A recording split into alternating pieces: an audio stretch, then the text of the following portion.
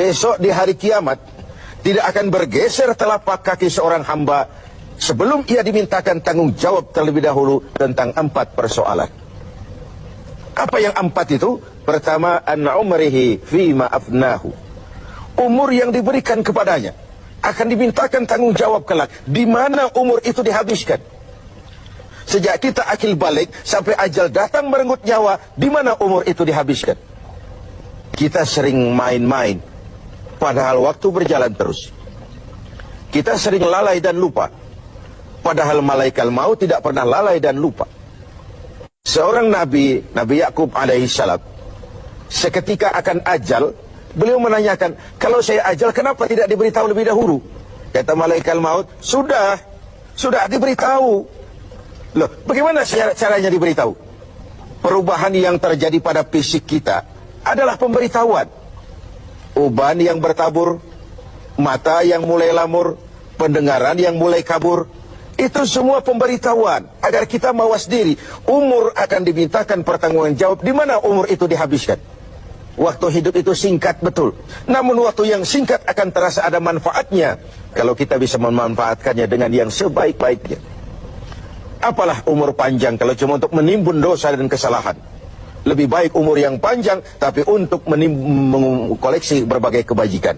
Inilah makna ucapan Nabi, khairukum man tala umruhu wa hasuna amalu. Yang terbaik di antara kamu orang yang panjang umurnya dan banyak juga kebaikannya. Umur ini yang sering kita berleha-leha menghabiskannya untuk sesuatu yang tidak punya nilai, kelak akan dimintakan tanggung jawab di hadapan Allah Azza wa Jalla. Lalu yang kedua, wa an syababihi fima ablahu.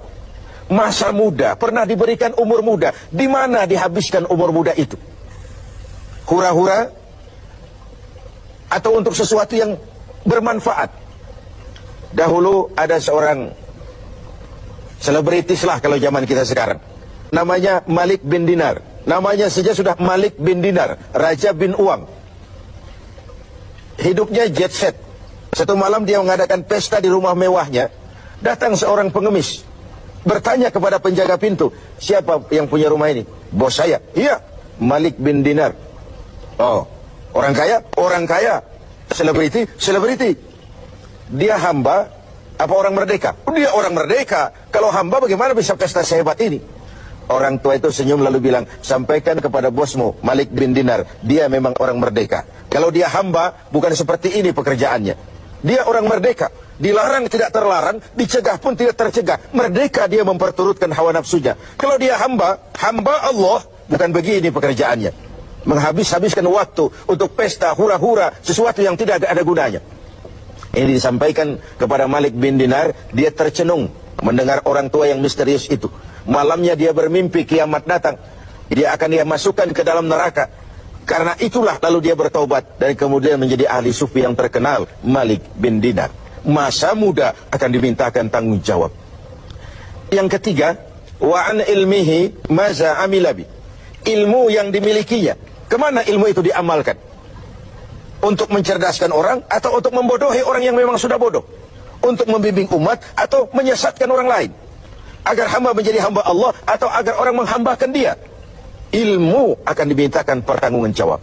Yang terakhir, wa an malihi min aina iktasabahu wa fima anfaqahu. Kita akan dimintakan tanggung jawab tentang harta kita. Dari mana harta itu didapat dan kemana harta itu dibelanjakan. Perhatikan yang terakhir ini. Tentang ilmu, pertanyaan akhirat cuma satu. Ilmumu kau amalkan untuk apa? Tentang umur, pertanyaan akhirat pun satu. Umurmu kau habiskan di mana? Tentang masa muda, pertanyaan akhirat juga satu. Masa mudamu kau gunakan buat apa? Tapi khusus tentang harta, pengadilan akhirat bertanya dua. Hartamu kau dapat dari mana dan kau belanjakan kemana? Dari mananya dan kemananya? Kadang didapat dari cara yang benar, tapi dibelanjakan untuk yang tidak benar. Atau bisa juga didapat dari cara yang tidak benar, dibelanjakan kepada jalan yang benar.